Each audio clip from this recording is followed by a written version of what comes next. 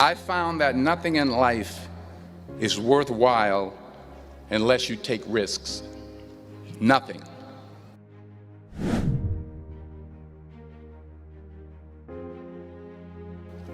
Nelson Mandela said, "There is no passion to be found playing small and settling for a life that's less than the one you're capable of living."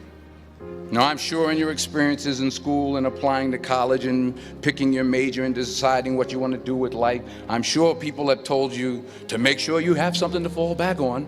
Make sure you got something to fall back on, honey. But I never understood that concept, having something to fall back on.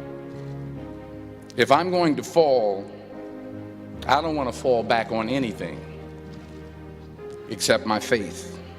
I want to fall forward. I figure at least this way I'll see what I'm going to hit. Fall forward. This is what I mean. Reggie Jackson struck out 2,600 times in his career, the most in the history of baseball. But you don't hear about the strikeouts. People remember the home runs. Fall forward. Thomas Edison conducted 1,000 failed experiments. Did you know that? I didn't know that. Because the 1,001st was the light bulb. Fall forward. Every failed experiment is one step closer to success. You've got to take risks, and I'm sure you've probably heard that before, but I want to talk to you about why that's so important.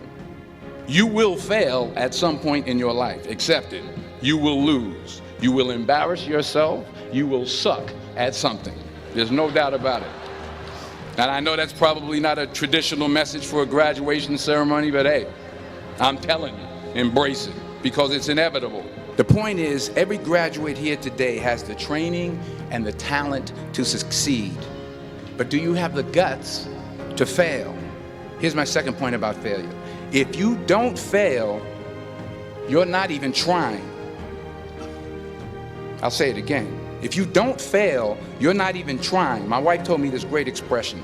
To get something you never had, you have to do something you never did. Les Brown's a motivational speaker. He made an analogy about this. He says, imagine you're on your deathbed, and standing around your deathbed are the ghosts representing your unfulfilled potential. The ghost of the ideas you never acted on. The ghost of the talents you didn't use. And they're standing around your bed, angry, disappointed, and upset. They say, we came to you because you could have brought us to life, they say.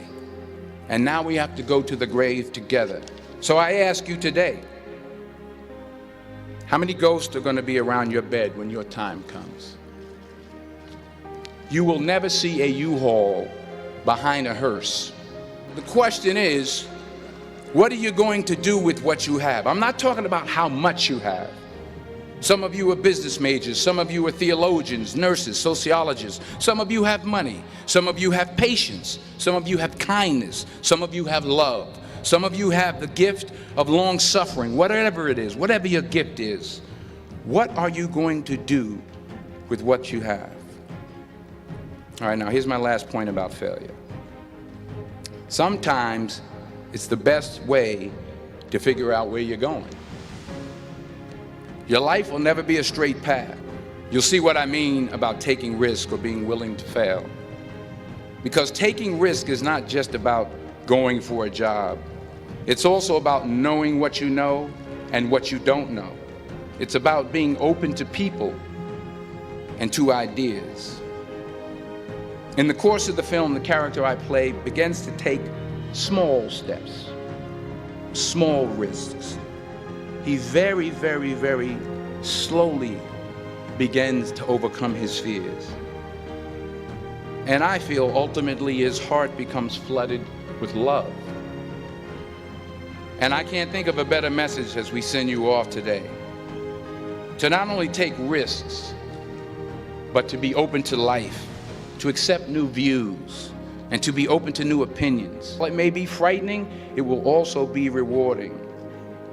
Because the chances you take, the people you meet, the people you love, the faith that you have, that's what's going to define you.